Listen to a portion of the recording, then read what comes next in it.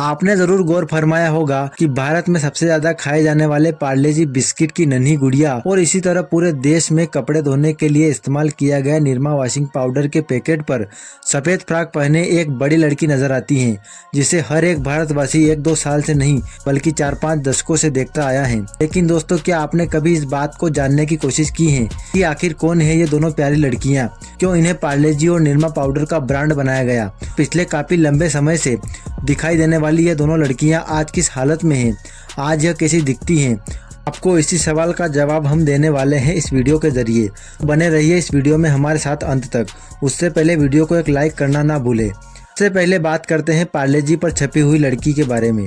उससे पहले जानते हैं पार्ले जी बिस्किट का इतिहास, जो कि 85 साल पुराना है।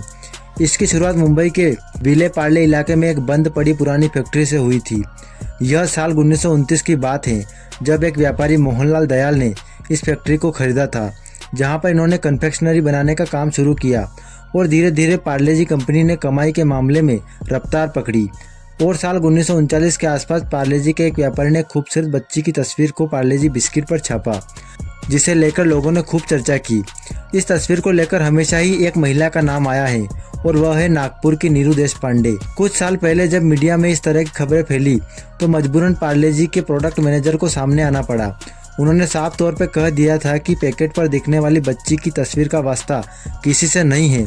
यह एक इमेजिनरी इमेज है जिसे मगनलाल दाहिया नामक एक चित्रकार ने 60 के दशक में बनाया था। अब यहाँ तक रही बात नीरू देशपांडे की, तो उन्हें उन सुर्खियों से चलते काफ़ी प्रसिद्धि मिली। वर्तमान में नीरू देशपांडे लगभग 65 साल की हैं और इस वक्त नागपुर में रह रही हैं। ऐसा कहा जाता है कि जब नीरू की उम्र 3-4 साल की थी तब उनके पिता ने उनकी एक ऐसी ही फोटो खींची थी। हालांकि उनके पिता प्रोफेशनल फोटोग्राफर नहीं थे, लेकिन उनकी खींची तस्वीर काफ़ी अच्छी आई थी।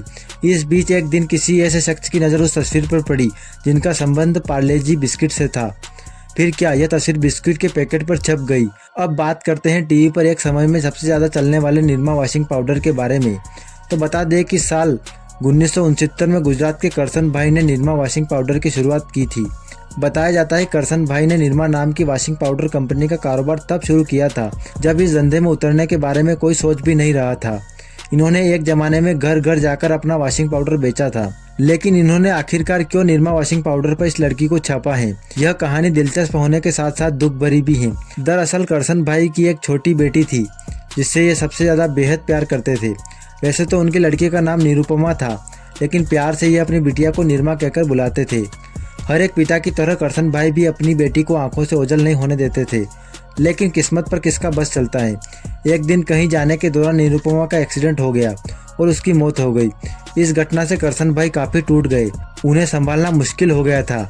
यह हमेशा से ही इस बात की ख्वाहिश करते रहते थे कि उनकी बेटी निरमा बड़ी होकर खूब नाम कमाए। लेकिन निरमा की अचानक डेथ हो जाने से इनका यह ख्वाब पूरा नहीं हो सका, पर इस बात को ठान चुके थे कि निरमा को वह अमर कर देंगे। इन्होंने अपने निरमा वॉशिंग पाउडर की शुरुआत की और पैकेट पर अपनी बेटी निरमा की तस्वीर लगानी शुरू कर दी। और निरमा इस दुनिया में न हो मगर उनकी बेटी की तस्वीर पूरी दुनिया भर में निरमा वॉशिंग पाउडर के ब्रांड से पहचानी जाती हैं। तो दोस्तों, क्या आपको पार्ले जी बिस्किट और निरमा वॉशिंग पाउडर के पैकेट पर छपी इन दोनों लड़कियों के बारे में पहले से पता था? अगर आपको पहले से पता था तो हमें कमेंट बॉक्स में ज़रूर बताएं और इसी तरह की और वीडियो पाने के लिए हमें सब्सक्राइब करना ना भूलें।